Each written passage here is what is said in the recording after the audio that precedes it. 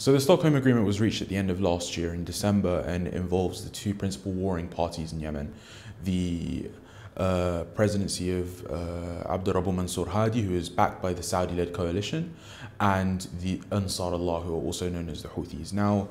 the Stockholm Agreement outlines a number of principles, the first of which being a mutual ceasefire and redeployment of forces. Now, this is critical because the redeployment of forces focuses on the ports of Hodeidah, Ras Isa and Salif,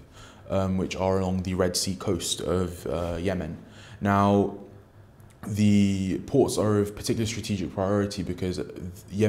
large proportion of Yemen's revenue is provided through these ports, and reports have suggested that the Houthis have actually been able to harness those revenues and use those revenues in order to fuel their war effort. So in May, what we saw was a mutual redeployment of forces both on the Saudi-led coalition side and on Ansar Allah's side.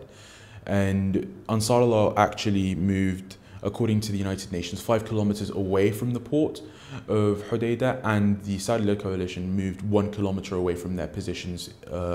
around Hodeidah city. Now, this is important because the mutual redeployment of forces essentially acts as a confidence-building measure, and whether or not this can be sustained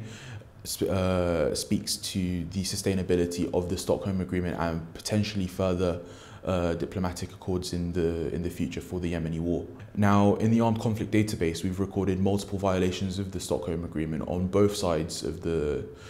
war, and we can see this in the hostilities that have been seen in Hodeidah city, where a ceasefire was supposedly meant to have been implemented, but as it currently stands, and while last week there was a UN Security Council meeting on Yemen that outlined that there had been a reduction in the level of violence in Hodeidah, the fact that the Stockholm Agreement is,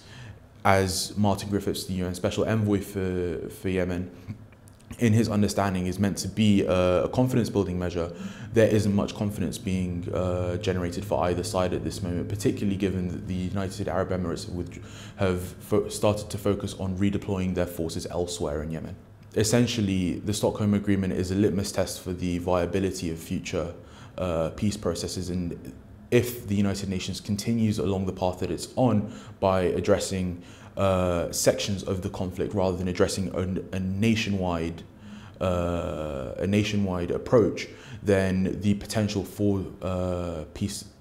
in Yemen does not look as promising as it should be.